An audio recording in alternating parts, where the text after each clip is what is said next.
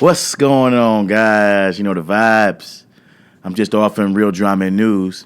In the event that you happen to like this content, please like, share, and subscribe. If you're new to my channel, I'm going to be giving my thoughts, opinions, and analysis on social issues and current events that's going on in our world today. That sounds like something that interests you? Stay tuned. Just offering real drama and news.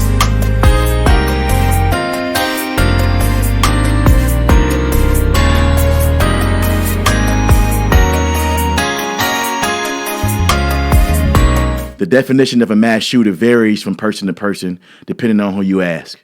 But the most widely accepted definition is an incident in which 4 or more people are shot and killed, excluding the shooter. Now, however you defined it, most Americans would agree that it happens far too often in this country and exceedingly more than any other developed nation. The BBC reported recently that there are over 120 guns per 100 residents in the U.S. There's only 330 million people in the U.S., but we have 400 million registered guns. Those are just the ones that are registered legally. Now, I learned as a child, and I'm sure you did too much of anything is bad for you. You know, as American citizens, I think we should be able to agree on the fact that the inaction by our leaders in government as it pertains to gun control is completely unacceptable. Now, I'm not suggesting that we ban guns, but there should be more regulation.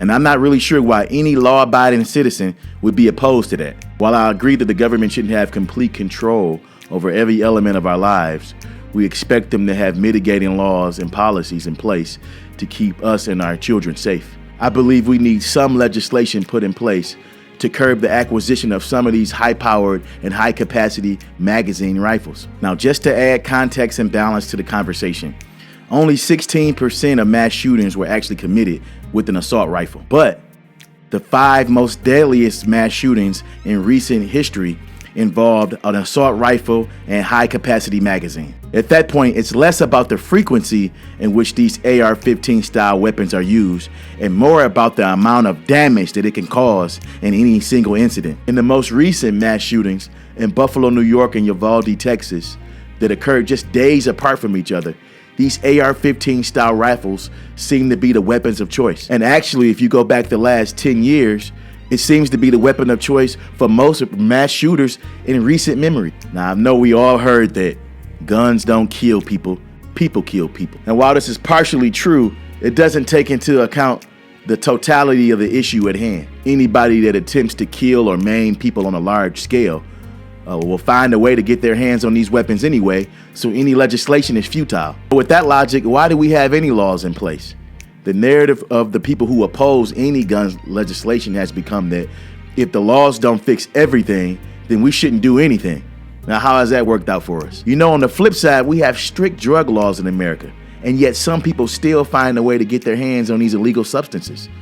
Substances that are often laced with fentanyl that could kill somebody instantly. Should we eliminate all drug laws because some people still find a way to get their hands on them? Of course not, because we understand that the laws were put in place to reduce its access to the drug, not to eliminate its use entirely. Now, of course, I'm being a little hyperbolic to make my point, but the mindset is still the same. At some point, the American intelligentsia has to take a common sense approach to addressing gun control issues. Let's throw away all the liberal and conservative identity politics and let's just do what's right. Some of our politicians are in bed so deep with the gun lobbyists and gun manufacturers that they've all but sold their soul to the cause. Now, I don't think that the answer is a complete prohibition on AR-15 style rifles, but we do need some controls set in place so that we can make sure that these weapons don't end up in the wrong hands. I don't know what that is. Maybe that's universal background checks, mental health evaluations, and magazine capacity limits. Another interesting statistic is that 56% of these mass shooting perpetrators have displayed some type of early warning sign of being disturbed, which is precisely why some lawmakers have proposed an extreme risk law. This law would give loved ones and local law enforcement the right to petition the courts to temporarily restrict access to firearms to those who might pose a potential threat to themselves or others. Some gun control detractors argue that any gun legislation makes it harder for the law-abiding citizen to acquire these weapons legally for protection, while leaving the bad guys open to acquire the weapons illegally or by any means necessary. But the vast majority of these shootings are from guns purchased legally. As a former police officer for one of the most dangerous cities in America, I wholeheartedly support the right of law-abiding citizens to bear arms. However, I also don't believe that every civilian should have access to every weapon that's on the market. I'm less concerned about the power of an AR-15 style rifle and more concerned with the potential upgrade to the high-capacity magazines. These upgrades are made to kill people quickly in large quantities with no real recreational use. Let's be real for a minute, guys. Nobody's letting off 20 to 30 rounds to bag an elk or a deer during hunting season. And in a typical defensive situation, the average amount of rounds to stop or eliminate a threat is just 2. I know some people have developed this Wild West imagination of how gun battles play out in real life. You know, the one where you duck behind objects and you shoot what seems like to be an unlimited amount of rounds until somebody is fatally wounded. You know, the vigilante theory is kind of funny to me as well. You know, the one where some ordinary citizen is going to spring into action and he needs access to these weapons because he needs to fight fire with equal fire. And he's going to put that suspect down right where he stands. Possible? Highly unlikely. The average citizen doesn't have or possess the mental fortitude to engage a shooting suspect, especially when that mental fight or flight kicks in.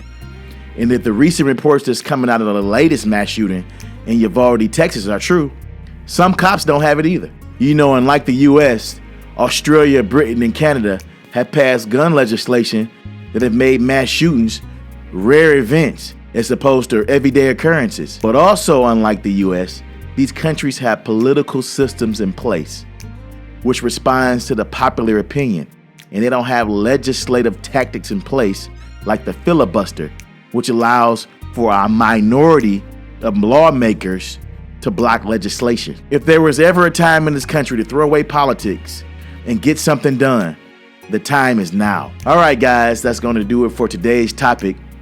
Please leave your thoughts and ideas in the comment section below.